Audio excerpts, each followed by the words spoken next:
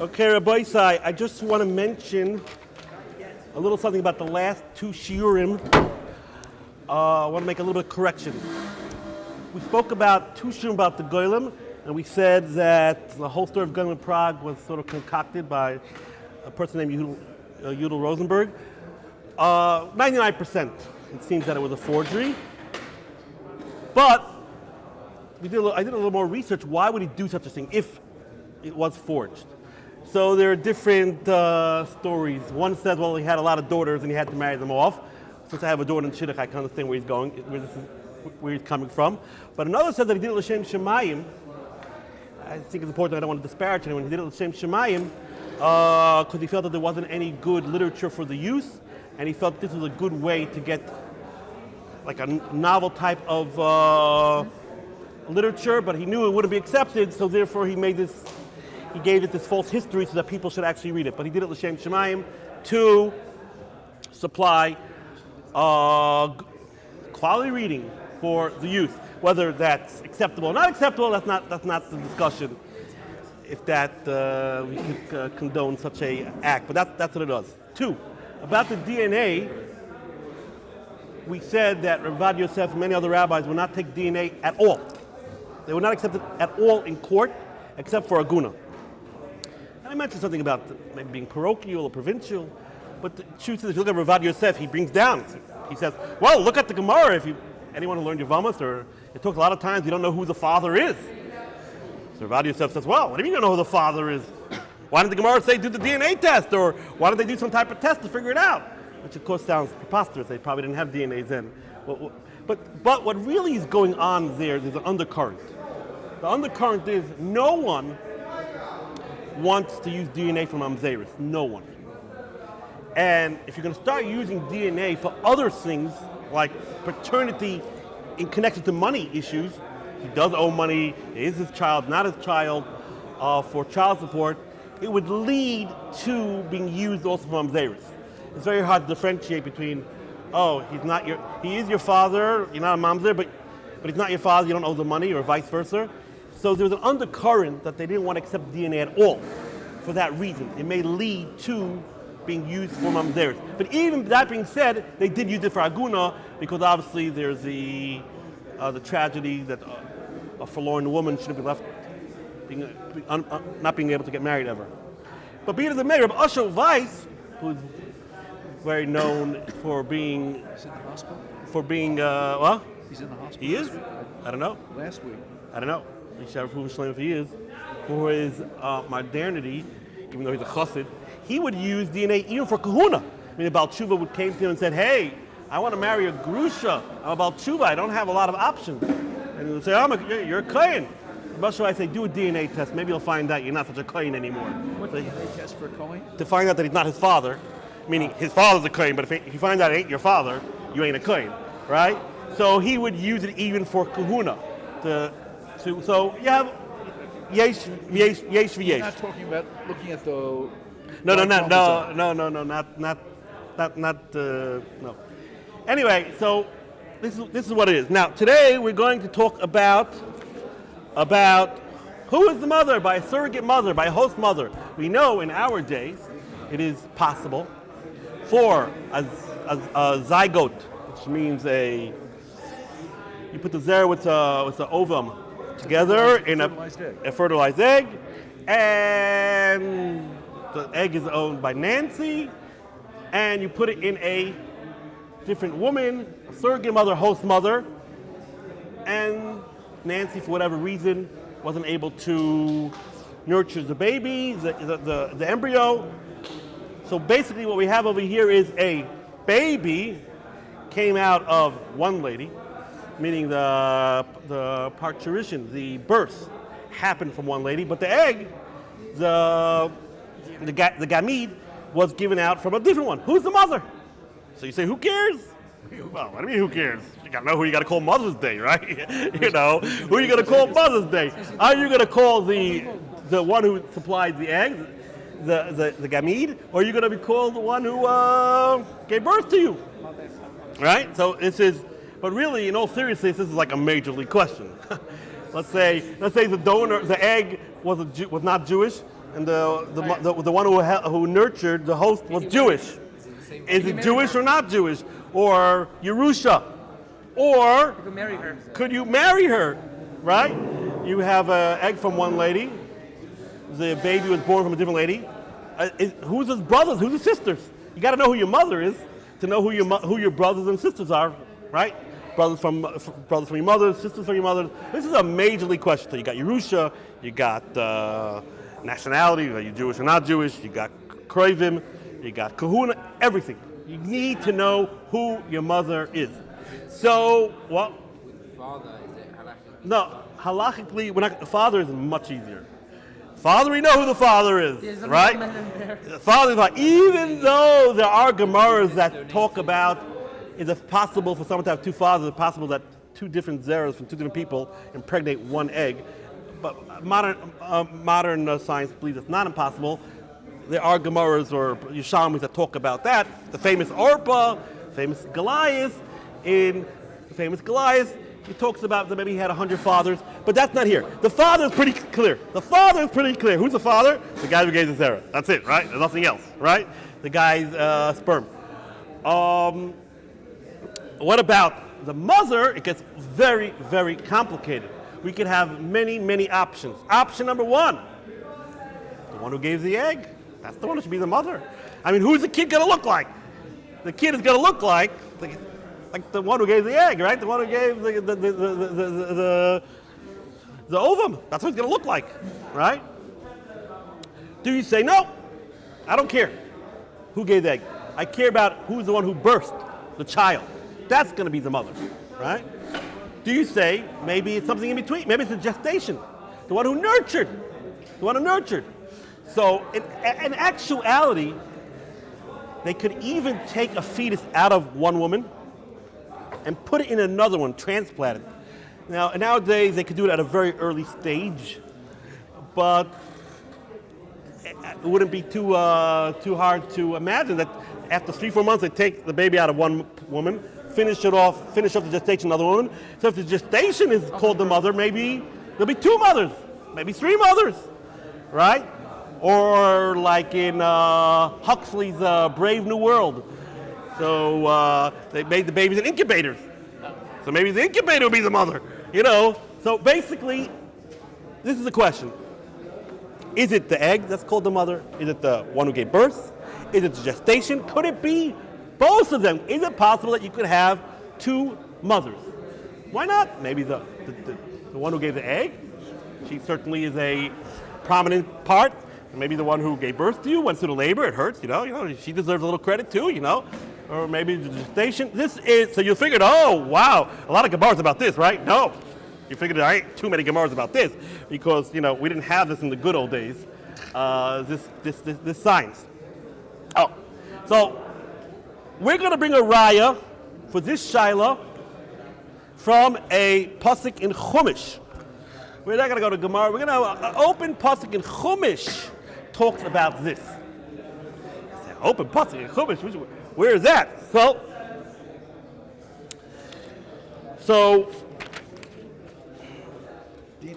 Oh, very good. So we're going to start with, before we get to the Gemara, the Chumash, we're going to get to a famous Gemara in Brachas.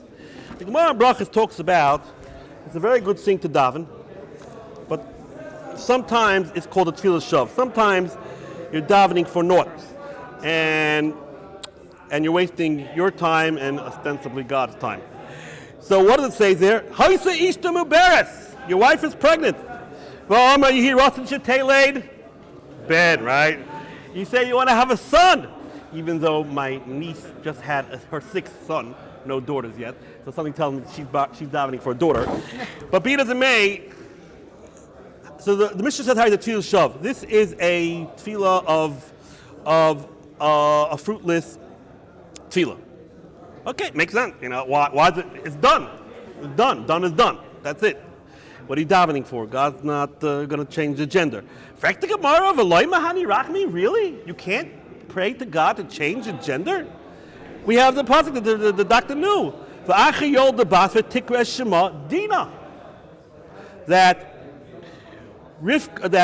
Leah, after having 6 sons, had a daughter. And it says afterwards she had a daughter called a Dinah. The Gemara says, "My va'ach." What is this afterwards? I don't think he had six sons. The next one is going to be the following one, the subsequent one. The word va'ach is extra. So the Gemara says a whole drasha, basically that Leah, Donna Leah din ba'atzma. She adjudicated over herself. Meaning she said like this. They knew that there's going to be 12 tribes. Leah knew that she already had 6. Zilpah and Bill already had 2 each. So Leah knew there was only going to be, the possibility was that only Rachel could have 2. Now the problem was, at that point that Leah was pregnant with the 7th pregnancy, she knew she had in her stomach, in her womb, a boy. She knew she had a boy. God gave her a boy. But she said, wait a minute. If I'm going to have a boy, that means there's only going to be 1 boy left for Rachel. And that's not nice. That's disrespectful that Rachel should have less shvatim than Bilhah and Zilpah. So she worked up her magic and she davened to God. Miyad nehepchabas, the boy. There was a boy in Leah's stomach. It turned into a girl. And that's what she called a Dinah. Why is she called Dinah? Dinah was created through a din. She adjudicated. She judged herself and decided to change the gender. Fine. So the Gemara says, and that's va'acher. What does it mean? Va'acher after. It was subsequent after a whole entire deliberation. Fine. So the Gemara says, so you see, you could change the gender. It's possible. So why did the Gemara say you shouldn't pray about this? You could change the gender. So the Gemara says, "Ein maskirin masa nisim." No. Don't bring a inducement. Don't bring any proof from masa nisim. You know, Leah and Rachel, they're playing on a different playing field. Okay. Then the Gemara gives a different answer. It was within the first 40 days. Somehow or other, Leah knew that it was a boy, but it was within the first 40 days. And within the first 40 days, you could pray which gender you want. That's the Gemara. Now, so the Gemara says here clearly, at one point, in Leah's stomach, there was a boy. Seemingly that boy was Yosef. Seemingly it was Yosef, right? Because this story was before Yosef was born. So if there was going to be a boy that was going to be a Shevet, seemingly it was going to be Yosef. Fine. And Leah turned it into Dinah. Oh. The question is, and this is going to be the question, what exactly happened? How did Yosef, or the boy in Leah's stomach, turn into Dinah? So there are 2 options. Option 1 is that magically God just changed the gender. Right? He did a sonogram, boy, oh, no, girl, mistake, right? Rabbi Shalom magically changed the gender. Now, another option is that in actuality, at this point, Rachel was already pregnant. Rachel was also pregnant. And she had a girl in her stomach. And what God did was a switcheroo. Magically, numinously, the girl that was in Rachel's stomach was transferred to Leah, and the boy that was in Leah's stomach was transferred to Rachel. Right? Those are the 2 options. Right? So, what would you vote for? Well, you would think, well, probably just change the gender, right? Just change the gender. Oh, but if you look at the Yonatan Uziel, right? So he brings here the pasuk v'achayol debat v'tikra shema Dinah. He says, he brings the Gemara. Salusa de Leah prayed, v'ischalfu iburayu b'mei ayon, and there was a switch of the fetuses in their stomachs. Havayov Yosef b'moha de Rachel v'Dina b'moha de Leah. Yosef traveled to Leah's stomach, Yosef traveled to Rachel's stomach, and Dinah traveled to Leah's stomach. Okay? That's one way to learn. Now, if you look at the Yerushalmi, The Yerushalmi also quotes this concept on the same Gemara, but the Yerushalmi clearly is learning that there was a gender change. There wasn't any of the switcheroo. How do you know that the Yerushalmi is learning? Because the Yerushalmi has a little bit different version of the story. The Yerushalmi's version of the story is like this. We know that after Rachel had a boy, she said, he called him Yosef. Why did Rachel call the boy Yosef? Why did you? So the Psukim say why he called him Yosef. Yosef Hashem li ben acher. God should give me another child. Right? The whole Sichas Musa about this. Well, you just got a child, you're asking for another one? The bottom line is, Yosef Hashem li ben acher. The Yerushalmi says it was Rachel who changed the situation. What happened was Rachel had a baby, Yosef. At that point, Leah was pregnant with a boy, Binyamin, and Rachel, through her beseeching the Rebbeinu Shalom, give me another child, it was Rachel's prayer who turned the baby in Leah's stomach into a girl. Right?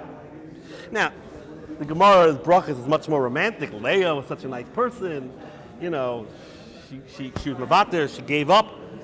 But this is the way to Yerushalmi. Now, if you look according to Yerushalmi, it's impossible to learn what happened was like a Yonah and a Zeal.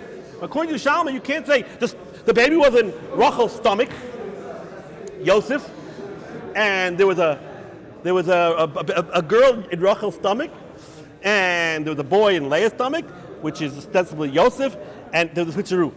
Because according to the Yerushalmi, Rachel, after Yosef was born, prayed, Yosef li Hashem ben acher. That means this whole thing happened after Yosef was born. So if this whole thing happened after Yosef was born, obviously it can't be that the switcheroo happened between Yosef. So according to the Yerushalmi, it must be that there was just a gender change. Big machlokes. What happened in Dina's womb? Was there a switcheroo? The baby by Rachel went to Leah and Leah to Rachel? Or no, the baby never moved anywhere, it just stayed in Leah, but it changed. According to Yerushalmi, it just changed. According to Yonah and Azil, there was a switcheroo.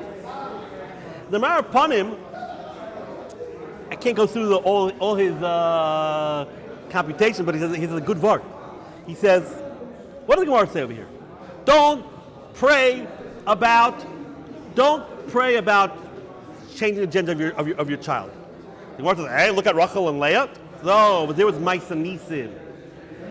So the Gemara Panim says, according to Yonah and Azil, which we're going to say what the Bavli holds, the Gemara's not just saying, oh, you know, it was a nest, so don't bring a rye from nest. The Gemara's saying, in actuality, by Rachel and Leah, there wasn't a gender change. That's not what happened. What happened was there was a baby change. Ain't no, right? So what about, so your wife is 4 months pregnant, oh, Ben Zachar. What are you going to daven? Oh, give me someone else's baby and put it in my wife's stomach and take the baby out of my wife's stomach and put it to some other loser? You know, no one's praying about that. So according to the Gemara Panim, is a deeper understanding of the Gemara when it says Maisa Nisim. It wasn't just a nest. The nest was that there was a switcheroo, and no one's going to be praying for a switcheroo. No one's going to pray for that, right? Okay. So now, what does this got to do with anything? This is very nice. Famous Midrashim.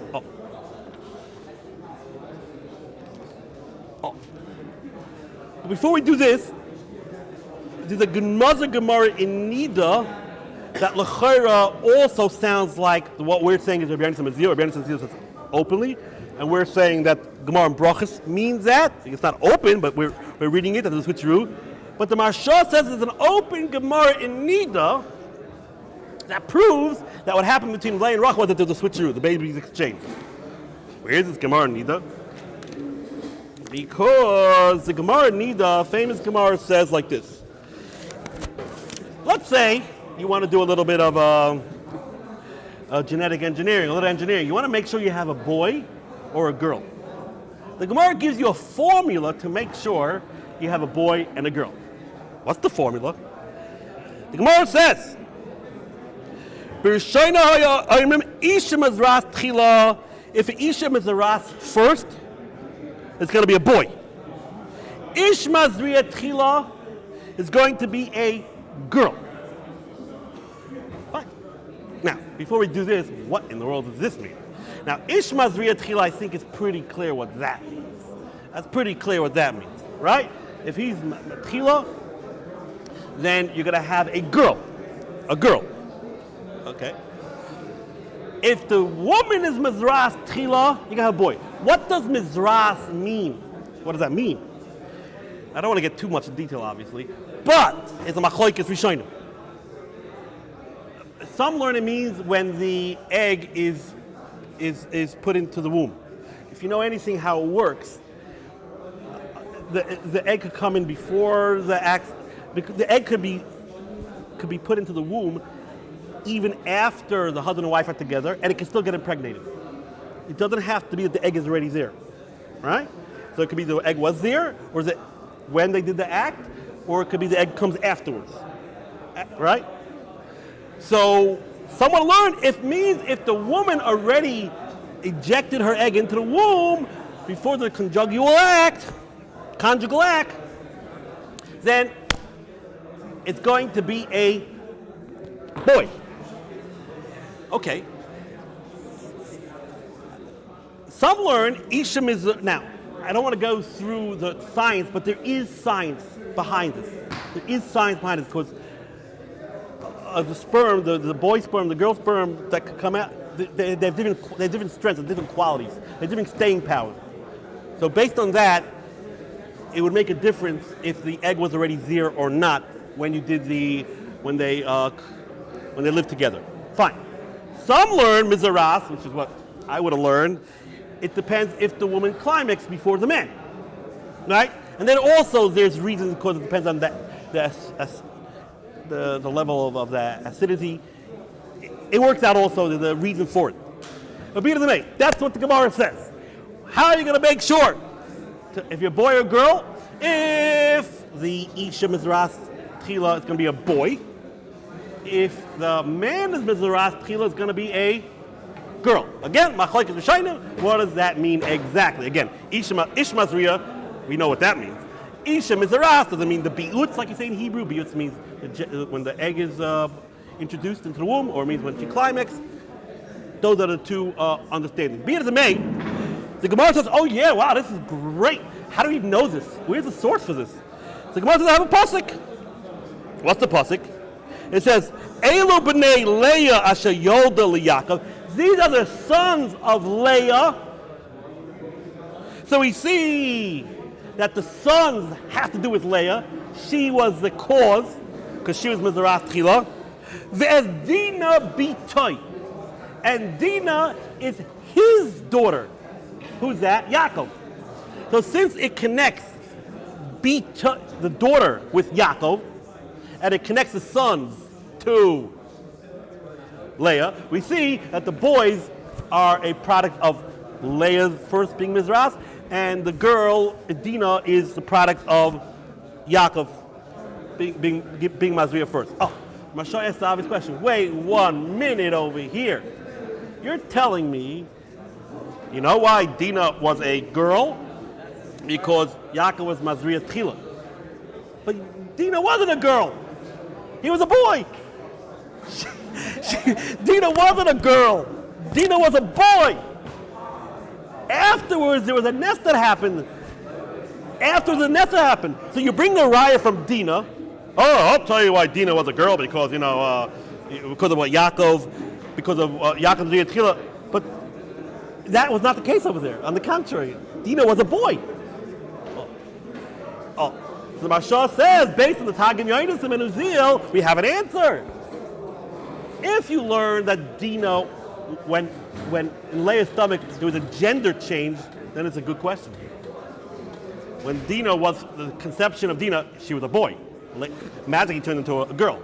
But then that's a bomb question. But if you learn like the Tagim Yonasin, Dina, wherever she was first in Rachel, and then she moved to Leah. But Dina's gender never changed. So it is true, Dinah, wherever she was created, was because Yaakov was Mazriya Tchila. If you learn that there was a switcheroo, the Gemara makes sense. This is Mashal, I'm not making this up.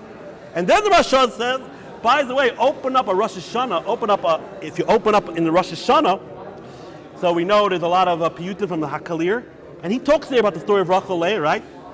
And over there, the Hakalir, when he brings it down like the Tagmeris and Menazil, that there was a switcheroo. Okay. So there we have it. What does this got to do with the price of tea in China? This is all wonder. What does it got to do with anything?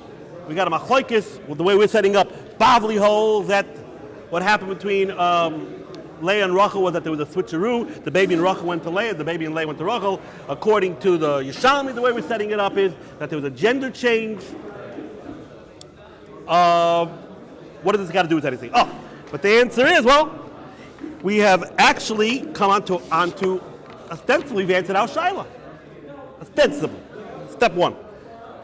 If you learned it was a switcheroo, who gave the egg to create Dinah, right? If it's switcheroo, it means gender never changed. No gender change. So who actually contributed the ovum, or the ova, for Dinah? Rachel. Who gave birth to Dinah? Who gave birth to Dinah? Who did the most of the gestation, or who did the parturition? Who did the birth? Leah. We have our case. It's case open in the Chumash. And who does the Chumash say who is considered the mother? Leah. There we go. We have an open pasuk in the Chumash that is counterintuitive. I would have said the one who gave the egg is the main mother. But here you go. We know the story is that Dinah's egg was not, her gamete was not from Leah. And it still says quite clearly that Leah is the mother. Right? Open riot. Good.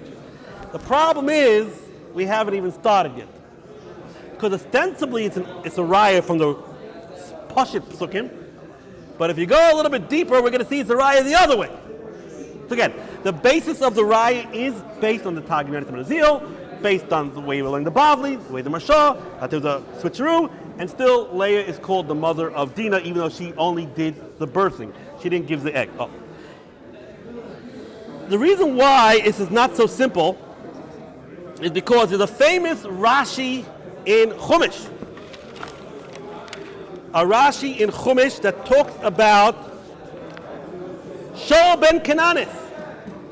When it talks about there who is the children of Shimon, it brings down there, it's talking about all the children. Reuben has this child, Chanoch Palu, this one had this child. All of a sudden when it gets to Shaul, Shimon says, Shaul ben Cananis. Shaul, the daughter of the Cananis, the son of the Cananis. Rashi says, what?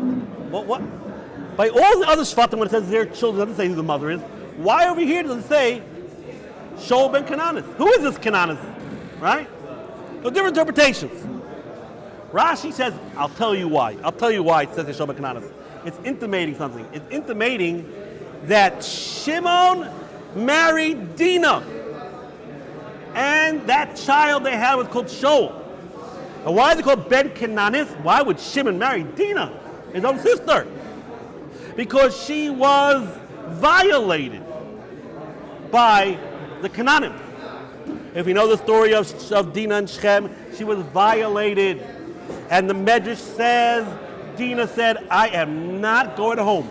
Right after Shimon and Levi killed everyone, so Shimon said, okay, let's go home.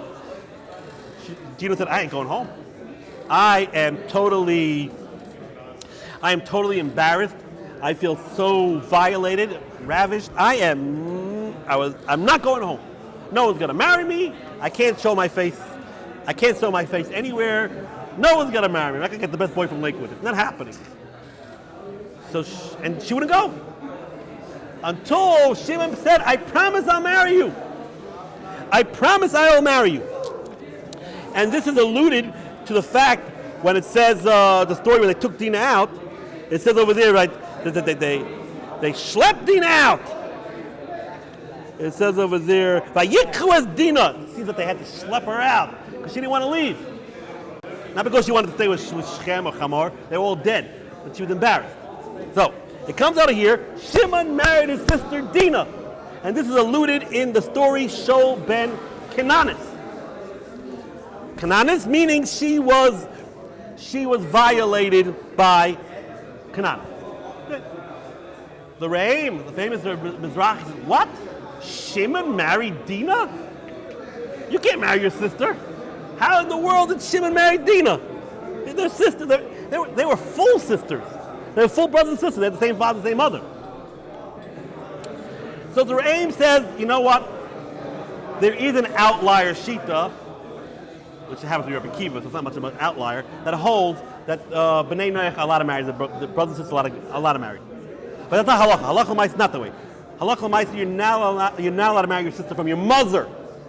B'nai Noach is not allowed to marry your sister from the mother. But Re'im says that this Rashi is going not according to halacha. Fine. We come to the Torah. The Torah says, oh, I have an answer to this problem. The Torah says, what's the question?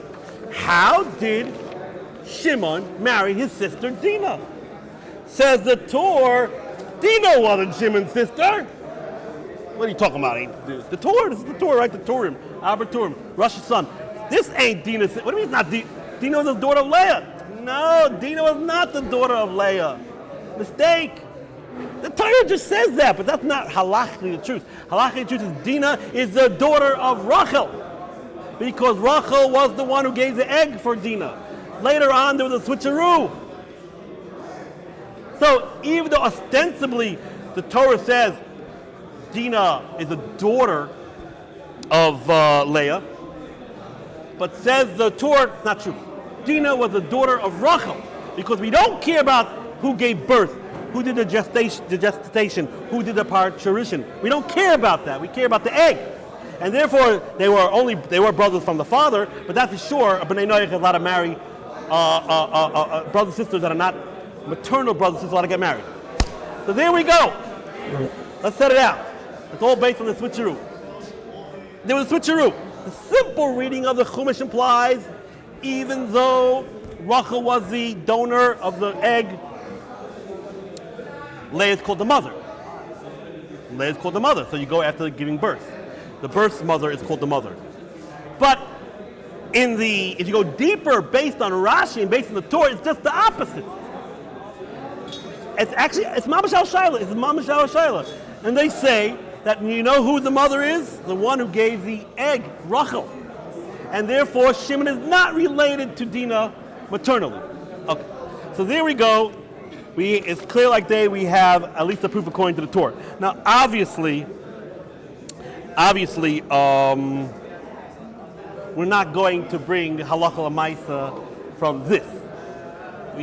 First of all, it's a whole big shaila. Can you bring halacha l'maisa from a gadata or not? But at least the Torah seems to be saying you go after the one who gave the egg, and I don't care about who's the one who gave birth. Now,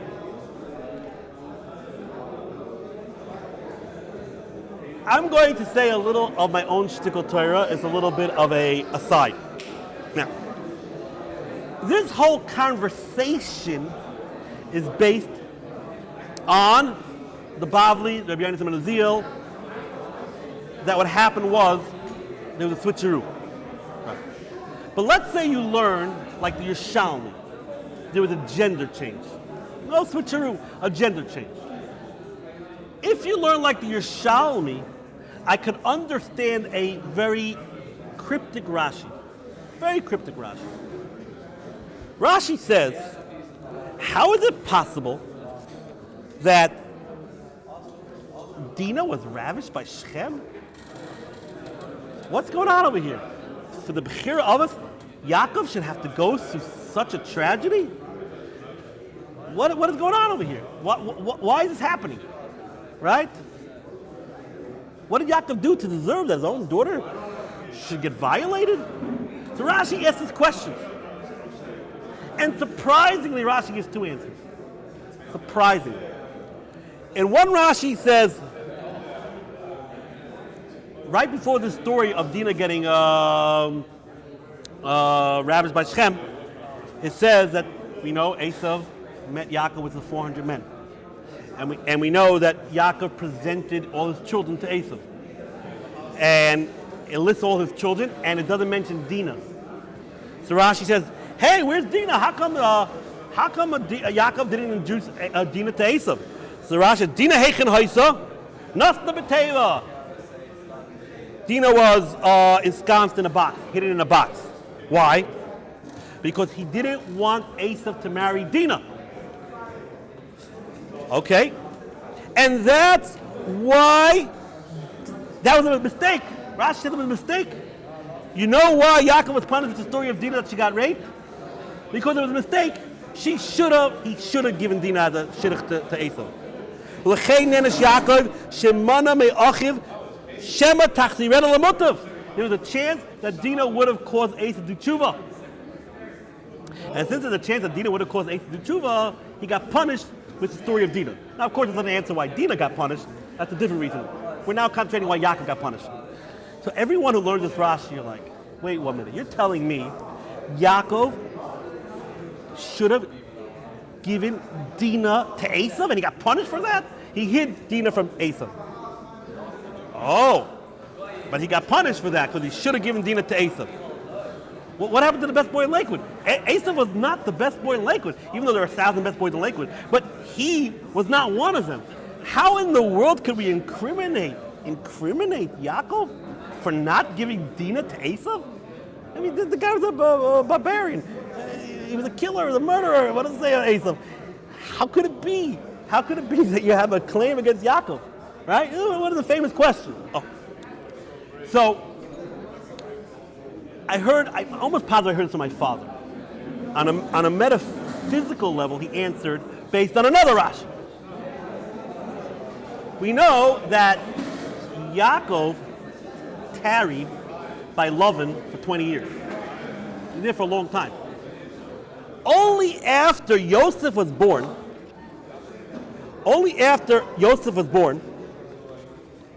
did he leave? Did he go out and try to go back for his father? And Rashi says, why did Yaakov wait so long? Why did Yaakov wait so long? Why didn't he go home earlier? And Rashi says that he was waiting for Yosef to be born. Yaakov was afraid to approach Esau until Yosef was born. Why is that? Rashi, so Rashi Chulas, Mishanoiled Sitnoi Shel Esau. When the arch nemesis, the foil of Esau was born, Yosef, then he was ready to go back and stand up to Esau. Shenemar, like the pasuk says, V'hoya beis Yaakov eish, hu beis Yosef lahava. Yaakov is like the fire, but beis Yosef is like the lahava. Beis Yosef causes the fire to travel. But beis Yosef gives the fire its strength. Well, beis Esav lakash, and beis Esav is like straw, like hay. Eish b'loy lahava, eish l'rachik. Fire without lahava, without the fuel to go further, doesn't go far. Mission Noilad Yosef, Batach Yaakov HaKadosh Baruch Hu, V'ratzal L'shuv. Once Yosef was born, he knew that he could combat Esau and vanquish Esau. Now, I don't want to get involved why the famous Pachisa. What is it about Yosef that he had the power to fight against Esau? Especially if we talk about Yosef's only a little baby here. But it says over here openly that Yaakov was afraid to contend against Esau only with Yosef. Yosef had the special power to contend against Esau. In a nutshell, what the Pachisa says is, we find Yosef stood up against Esau Potiphera. He imbued in Klal Yisrael the power not to intermarry. Now we know there is intermarriage, but he imbued in Klal Yisrael the power that the whole Klal Yisrael shouldn't dissipate through intermarriage.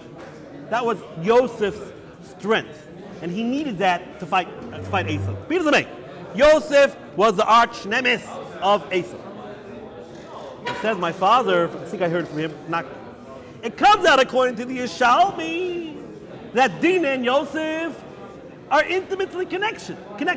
Because Dinah was first Yosef, and he turned into Dinah. So if we're saying that Yosef has the special DNA, genetic power to fight Esav, Dinah must have also had that in her. Because Dinah was really Yosef, according to the Shalmi, that there's a gender change. So it comes out, what was Dinah? Well, half of her gestation, half of her being an embryo, she was Yosef. Then she turned into Dinah. But she must have had some vestige or some remnants of the power of Yosef. So that was a taina on Yaakov. Yaakov, you should have realized that Dinah could, yes, combat Esav. You worried that you were saying, oh, how can we give Esav to Dinah? What does that mean? Shouldn't you give the best of us? You're going to give Dinah up to a tyrant? No, Dinah, you should have realized, had the power to stop Esav. Because in her was a little bit of Yosef. Right? That could be a metaphysical answer of why this happened. Now, according to this, we can answer up another Rashi. Because there's another Rashi who asks the same question.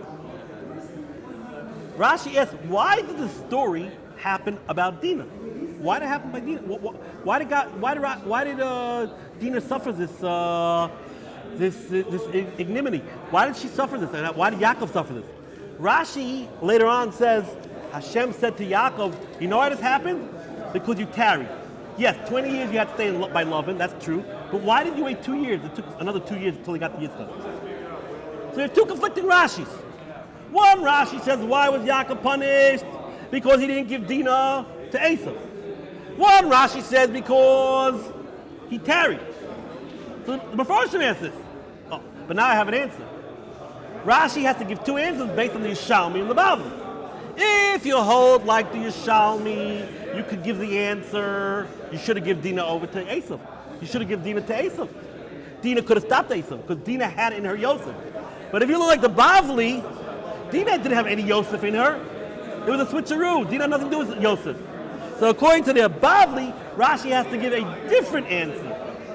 So based on the Machlokes of the Bavli and the Yishalmi, based on that, Rashi has to give two different answers. Now, as an aside, the Yonasan ben Uziel says something amazing. He says, we know that when Yosef was in Mitzrayim, she married the daughter of Potiphera. Yonasan ben Uziel says, Asnas. Yonasan ben Uziel says, who was this Asnas? It was the daughter of Dinah. The daughter of Dinah? Yes, that when after Dinah was ravished, she actually got pregnant, and she had a daughter from Shem. She had a daughter, and Yosef married her. According to both pshatim, we could give a little bit deeper understanding. Why was it that Yosef was the one who married Dinah's daughter? Why was it Uncle Yosef married Dinah's daughter? But according to this, it's very good. If we say like the Yishalmi that Yosef and Dinah was one and the same, in a sense, that there was a switch in the gender, so definitely Yosef felt a certain closeness to Dinah.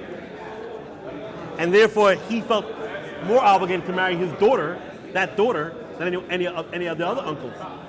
And if you look at the Bavli also, bottom line is Yosef had a card to type. Because Yosef said, hey, Dinah, you could have been the daughter of Rachel. Rachel was the main mother. And because you did the switcheroo, I became the Bechor of the main mother. So Yosef had a certain type of gratitude toward Dinah. So he was the one who actually married his daughter. Okay. Rabbi son, this is all very nice and dandy. Bottom line is, do we have any Gemaras to talk about this question? What was our question? We sort of went on a little bit of an aside, if you haven't noticed. Do we have any Gemaras about this question of who is considered the mother? The one who gives the egg or the one who gives birth? So surprisingly enough, there are two Gemaras about this. One Gemara is Agada, which Rabbi Yosef Engel talks about. The Gemara says like this. Now we spoke about Rachel, Dinah, now we're going to Esther. We got to Esther. The pasuk says, Ki ein law of the aim. Esther had no father and mother. Ube Maisa via v'ima, and when her mother and father died, the Gemara says, we just said Esther doesn't have a father and mother. So what do you have to say that when her father and mother died? You said that he had no father and mother. That's the Gemara asks. Oh. So the Gemara answers, it wants to intimate that Esther never had a father and mother. You can have an orphan that once had a father and mother, right? Plenty, right?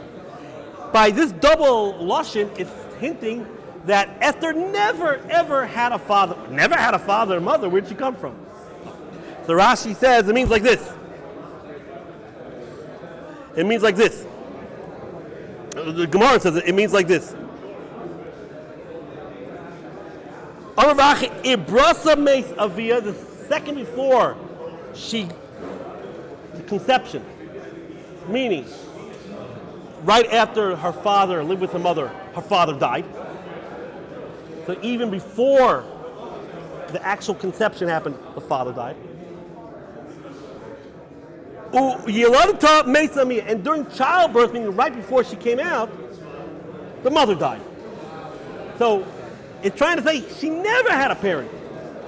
She never had a father because before conception, right after he did he consorted with his wife, right after he died. And the second before she was born, I mean basically during childbirth, but before she actually left the womb, her mother died. Right? Rashi says, so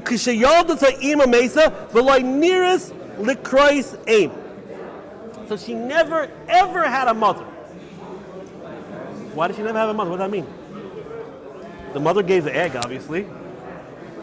The mother took care of the gestation. The mother nurtured her for 9 months in her stomach, right? So what does it mean she never had a mother? I mean, she never had a live mother. What do you mean she never had a live mother? What do we see from here? When do you get the appellation mother? When are you coined mother? When the baby leaves the stomach. And since when the baby left the stomach, when Esther left her mother's stomach, her mother was dead, so she never had a live mother. Her father, what do you call the father according to this? Well, the father anyway has nothing to do with 9 months. So the father would be called right after she becomes pregnant. So she had no father. Why? Because by the time she got the conception, by the time she got impregnated, she finally got pregnant, the father died. No father. Mother, when do you call the mother? Only when the baby comes out. When the baby came out, the mother was dead. So here, seemingly we have a definitive raya. Who is called the mother? The one that births the child. Because it says here, you're not called a mother until the child leaves the womb. So it says here quite explicitly that the one who gives birth is called the mother. Right? Is this a foolproof raya? No. First of all, I got it to. There are other reasons why it's not a foolproof raya. But Rabbi Yosef's angle, the famous Rabbi Yosef's angle, brings this as a proof that it is the mother. The mother is the one who who is the one who births. Fine. That's not counterintuitive. Counterintuitive. I would have voted for the one who gave the egg. But the best raya and the most definitive raya, which is also not foolproof, it's a Gemara in Yevamos. The Gemara in Yevamos talks about this. Pay attention. It's a little complicated. It wasn't complicated until now. It gets a little complicated. Gemara talks about like this. A woman, a guy. A guy is pregnant. What? She converted while she was pregnant and had 2 children. Are those 2 children called brothers? Not 2 children, only twins. So Stacy is pregnant, 4 or 5 months, twins. Stacy becomes sprinter after 5 months, converts, twins, boy and a girl. Can they marry each other? Can they marry each other? The Gemara says, this is a famous case. Hayrasan shaloi b'kedusha v'leidasan b'kedusha. The pregnancy was, at least one point in the pregnancy, it wasn't b'kedusha, meaning she wasn't Jewish. And later on, the birth was when she was Jewish. Shprinza was Jewish. So as the Gemara says, there's no yibum, because they're definitely not brothers from the father. Because the father was a goy. But they are considered brothers that they can't marry each other's wives, or to make life simpler, if there was a girl and a boy, they couldn't marry each other. So let's stop here. What do we know about Gerim when a brother, a sister, a mother, we have a whole family, a mother, brothers, and they become Gerim? What happens? We know they can all marry each other, right? Midaraisa. We know that they can all marry each other, the Pashas, they can all marry each other, at least the brothers, the short can. The brothers and sisters, Midaraisa, the short can marry each other. Why? What do you mean? What does that mean? Why can they marry each other? Because we know, we spoke about this last week, a ger is kikatan shenayladam. So there is no history. There is no history. It's almost like this family, just like what happened before, no bearing. It's like all a bunch of new people that are born again Jews, and they got nothing to do with each other. Right? That we know. So now, l'chayra, let's analyze this case. Stacy gave the egg that turned into they were twins. So yeah, Stacy is the mother of the twins in the mother's stomach. But then, subsequently, she becomes a ger. Seemingly, Stacy, just like when you have a family, there's no more connection anymore between anyone in the family. Stacy has no more connection to the babies in her stomach. She became a new person. And it still says quite clearly that when Stacy gives birth to these children, those children are called related, maternal siblings. How are they maternal siblings? How can that be? What's making them siblings? Do they come from the same egg? That is irrelevant anymore. That they come from the same egg, that's history. Now Stacy is Jewish, right? Now Stacy is Jewish. So what is connecting them?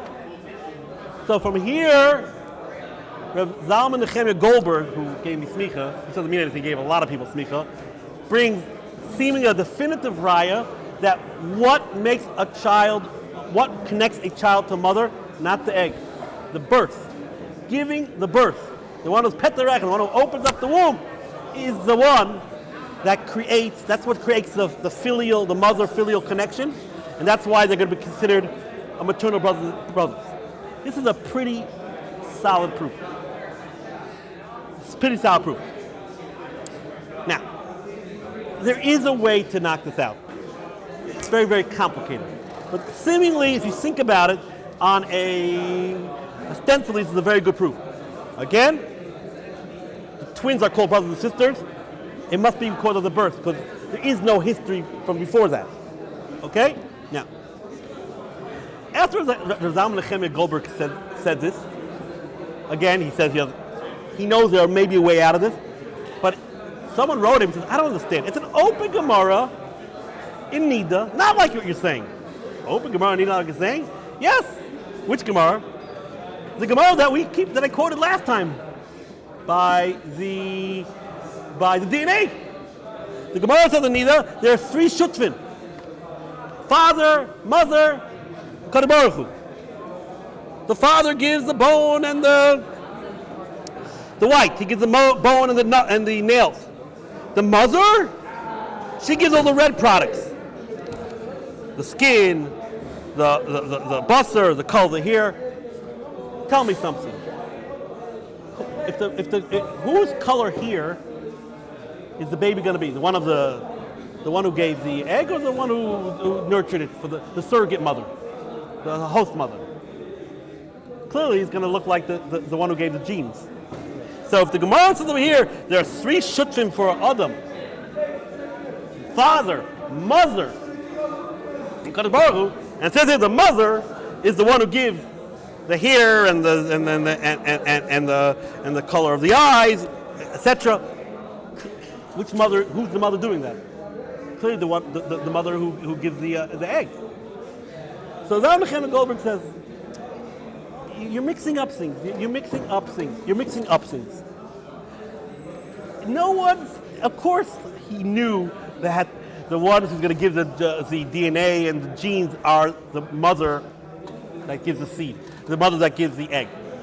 But this is true on a biological level. We are talking halachically. Who is halachically called the mother? This Gemara is not talking about halachically who's called the mother. That's not what it's talking about over here. It's talking, yeah, it's true. The one who gives the ovum gives the genes to the son. Halachically, who's called the mother? The one who gave the egg, or the one who gave birth? Who do you call mother? Who are you related to? Who is going to be called your maternal siblings? Are you going to be Jewish or not? Who is it going to be based on? That, he says, is definitively proven from the Gemara in Tzadi Zayin Beis that the mother is actually the one who gave birth to you, not the one who donated the ovum, who donated the egg. Now, bottom line is, one way we can knock out the Gemara in Yevamos is always see the Gemara in Yevamos is it's true that the one who gives birth to you is called your mother. But maybe also the one who gives you egg is your mother. We don't really know, because the Gemara in Yevamos, there is no egg donor per se. Because since it was a gerus, it's like whatever happened in the past is forgotten, and now it's starting anew. Yes, we do see in the Gemara in Yevamos that the one who gave birth to you is called your mother. But maybe you could have two mothers. Or maybe if there's an egg mother and a birth mother, the egg mother would win out. In the Gemara in Yevamos, there is no egg mother. That's why it's all not the other reasons why it's not 1,000% raya. But one thing we definitively get from the Gemara in Yevamos is that giving birth is enough, even though it's not your egg. It is possible that it will be called your mother. Now, bottom line, all the Gedolim say, you wouldn't believe how much literature, you wouldn't believe about this. You would not believe. Everyone's got their opinion. All the Gedolim are saying all different things. Most of them say it's the one who gives birth. Some of them say it's the egg. They all say don't do this. It's usher to do this. Do not use a surrogate mother. Because since we do not know who the mother is, so you don't know which brothers you can't marry, you don't know anything, it may lead to a bunch of mamzeris. They say unequivocally, they all say this is usher. Because you're never going to know exactly who your relative is. Right? You're not going to know if you're Jewish, you're not going to know about inheritance, you're not going to know nothing. Who is the mother? Rav Vosner says it's... Just because you're Suffolk then... Right, because it's Suffolk, so it says don't do it. Treat both as... Well, yeah. Okay, my brother... They know that. So you're going to sit the kid down when he's 13 years old. Oh, kid, we want to tell you something. You have two mothers. And you're a Martian too. What? Yeah. You got two mothers. You're going to tell that to this kid, and he's going to keep track of all the relatives from all over the world. Don't do it. The chances of this working out okay is a good chance that the kid will forget, or you won't tell him, and things will get mixed up. And therefore they say it's definitely usher to do this. Based on the Gemara in Yevamos about this, a man can't marry a lot of wives in different towns because they won't know about each other. The Gemara in Yevamos about this. So now, Rav Vosner also says he feels that's the open pasuk in the Chumash, and you're over in Asay. Now, this is his own drasha, which I find to be pretty amazing. But he says, the pasuk says, Al ken yazav ish es avav ve'imai v'davik v'ishtoi. A man should leave his parents' house. V'davik v'ishtoi v'hayel labas echad. V'hayel labas echad means that they should create children. Right? Labas echad, through the child, they connect. He says, what does davik v'ishtoi? You got the egg from this woman, the gestation from this woman. What type of davik v'ishtoi is this? You got one child, 25 women creating the child over here. This is against the Torah. Against the Torah, open pasuk. This is what Rav says, makes his own drasha. The B'nai This is definitely not. Now, this said with a heavy heart because there are some women who can't have children, and this is a viable way. But the Gedolim were, again, it's all this undercurrent that we don't want to create these type of situations. Who knows where it can lead? So Rabbi say, maternal manipulations. Who is the mother? We tried to bring rayas from Leah and Rachel. We tried to bring a raya from the Gemara Megillah. We brought a raya from the Gemara Yevamos. There are at least 20 other rayas. If I had 2-3 days, other rayas, some of them are really exotic, but other rayas. But bottom line is the Gedolim say we don't know at the end of the day, and therefore do not do this. And thank you for listening.